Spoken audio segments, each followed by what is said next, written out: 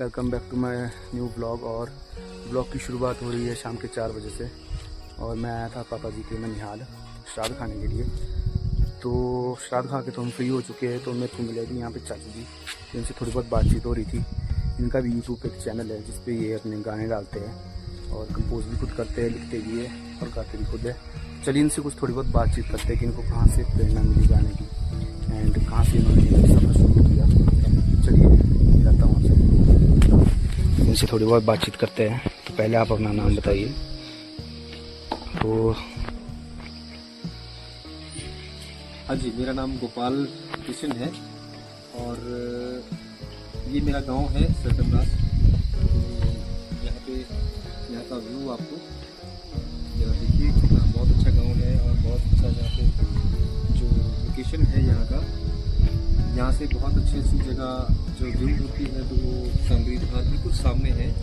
यहाँ देख सकते हैं, यहाँ पर सामने जो है कांगड़ी धार है। और कैसे कैसे आपने ये जर्नी स्टार्ट की म्यूज़िक की, कहाँ कहाँ से आपको प्रेरणा मिली?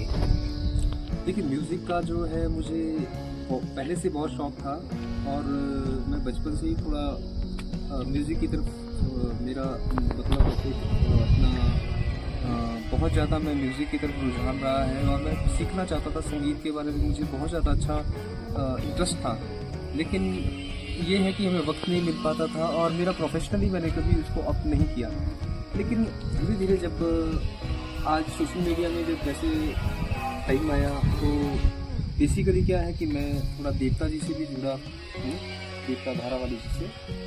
तो वहाँ पे क्या हुआ कि देवता जी के सॉन्ग्स जो है मैंने खुद लिखे और क्योंकि मुझे लिखने का, सॉन्ग्स लिखने का और गाने का मुझे शौक था, तो मैंने एक अपना चैनल बनाया। क्यों ना बनता मैंने, क्योंकि जो वैदिक परंपरा है, हम हिमाचली हैं और हिमाचल देवभूमि है और देवभूमि के होते हुए तो इसमें क्या है कि हमारी परंपराएं बहुत समय से जो हमारी परंपरा आ रही थी, क्योंकि आने वाले वक्त में जो नई जनरेशन है वो देव सिस्टम जो है, जैसे हमारे पुराने पूर्वज जो करते थे, किस तरह से देवी देवताओं का पूजन करते थे और उनकी उस परंपरा को, संस्कृति को आगे चलाए रखने के लिए मेरे मन में एक थोड़ा सा ये आया कि क्यों ना मैं अपने देवता जी के गाने लिख के और उनका जो पिक्चराइजेशन है, उनको जो उसका वीडियो बना के उन गानों का, और देवता की जैसे हमारी परंपरा के अनुसार कोई थान देवता जी के होते हैं या देवता जी की चौड़ियाँ होती है और देवता जी की स्तुति होती है, उनको आगे ले जाएं ताकि वो यूट्यूब के जरिए लोगों के बीच में सजा रहे, बना रहे और जो भी कोई इच्छुक व्यक्ति जो देवता जी की तरफ आगे कदम बढ़ाए या कदम देखे तो उन्हें हमारी देव परंपरा का पता लग सके। सो मेरा मोस्टली देवता के गाने लिखने का और उसको चलाने का यही एक मेन कारण रहा है। और फिर मैंने गाने लिखे, यूट्यूब चैनल बनाया और उसमें मैं आज तक कोई अप्रोक्सीमेटली 15-18 गाने डाल चुका हूँ, जिसमें मेरे चैनल का नाम है धारा वाला देव। तो मैंने काफ़ी कोशिश करता हूँ कि हाँ, अच्छे से अच्छे कंटेंट्स अपने इस लाइन के में देता रहूँ। ये मेरा अपना। अच्छा, मैं आपसे ये जानना चाहता हूँ कि जैसे आजकल हमारा यूथ, जैसे आपको पता है कि आजकल क्या क्या चल रहा है, तो आप इस पॉडकास्ट के जरिए यूथ को क्या संदेश देना चाहेंगे? देखिए, यूथ के लिए तो मैं मोस्टली एक ही चीज़ कहना चाहूँगा, क्योंकि आज की डेट में जो ट्रेंड में है, एक तो जो हमारी यूथ है वो सोशल मीडिया और फ़ोन में, मोस्टली जो फ़ोन है, फ़ोन के साथ एक तो बहुत ज़्यादा जो है चिपका हुआ है, मैं यही कहूँगा। क्योंकि ये भी एक साइकोलॉजिकल इम्पैक्ट करता है बच्चों के लिए, क्योंकि बच्चों को और नई जनरेशन के लिए जितना ज़रूरी हमें खाना होता है, उतना ही ज़रूरी फिजिकल एक्टिविटीज़ होती है, उतनी ही ज़रूरी, मैं ये नहीं कहता टेक्नोलॉजी के साथ जुड़े रहो, लेकिन इतना जुड़े रहो जितना हमें ज़रूरी है। और कुछ समय अपने माँ बाप के लिए, अपने सोशल एक्टिविटीज़ के लिए और कुछ समय अपनी फिजिकल उसके लिए जो है वो समय देना बहुत ज़रूरी है।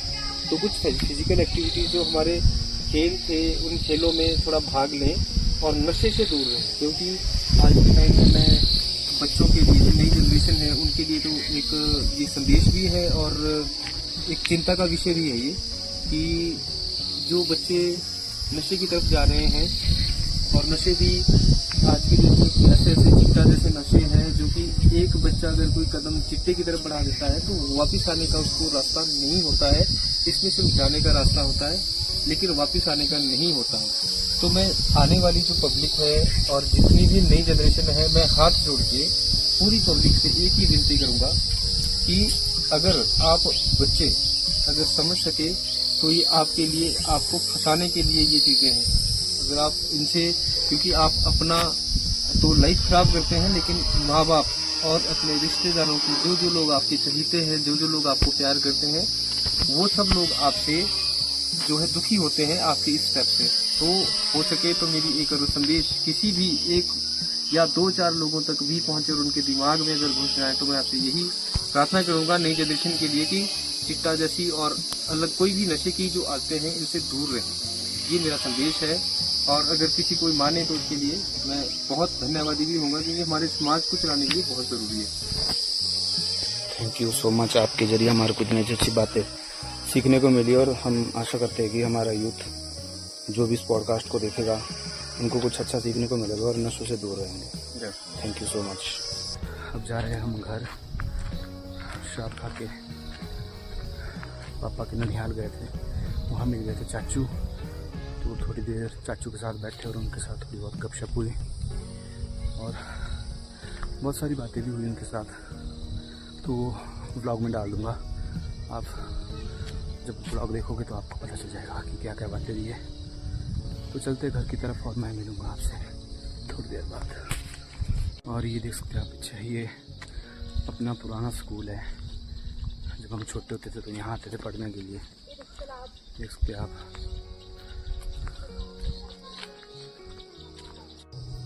चलते चलते जो है वो प्यास लग गई और आपको कुछ दिखाता हूँ। नलका दिखा दूर से, लेकिन इसके ऊपर जो किसने ताला लगा दिया है, तो ऐसे भी लोग हैं। शायद नीचे यहाँ पे गौशाला है, तो जिनकी गौशाला है शायद उन्होंने यहाँ पे ताला लगाया हुआ है। क्या बोल सकते हैं लोगों को। नीचे जो है साथ में ही नीचे गौशाला है किसी की, तो शायद क्या पता उन्होंने भी ताला लगाया होगा। तो क्या बोल सकते हैं लोगों को, अपनी सोच है। शायद घर जाके पानी पीना पड़ेगा। और देख सकते हैं पीछे तो सामने जो अंबुजा सीमेंट प्लांट और पीछे का ये खूबसूरत सा दृश्य शाम के 6 बजे का।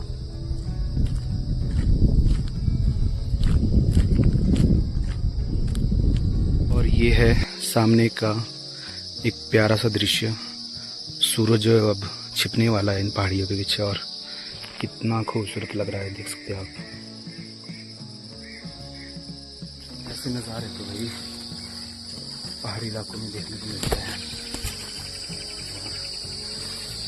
मक्की भी जो है पूरी तरह से पक चुकी है, कुछ दिन का टाइम रह गया है, कटाई भी शुरू हो जाएगी मक्की की।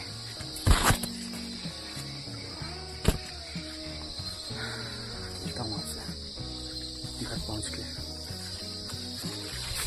जैसे ही थोड़ा यहाँ इस पॉइंट पे पहुंचते तो यहाँ पे एक बहुत बड़ा पत्थर है, बहुत साल पुराना है, शायद पता नहीं कितने साल हो गए होंगे इसको यहाँ पे। और यहाँ देख सकते हैं इसमें कुछ इस तरह का अंदर थोड़ी सी स्पेस है। जब हम खेतों में जाते थे, छोटे छोटे होते थे, अभी भी जब बारिश होती है ज़्यादातर धान की रुपाई के टाइम, तो बारिश होती थी तो आते जाते टाइम यहाँ पे बैठते थे ताकि बारिश से ना भीगे।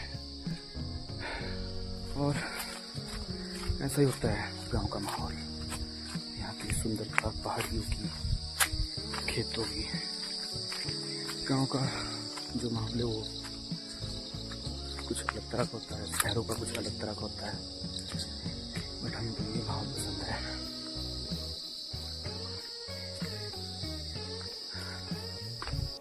ब्लॉग का एंड करते हैं यहीं पे। मैं पहुंच चुका हूं घर पापा जी के ननिहाल से श्राद्ध खा के, और मैं मिलूंगा आपसे नए फ्रेश ब्लॉग। तब तक के लिए बाय।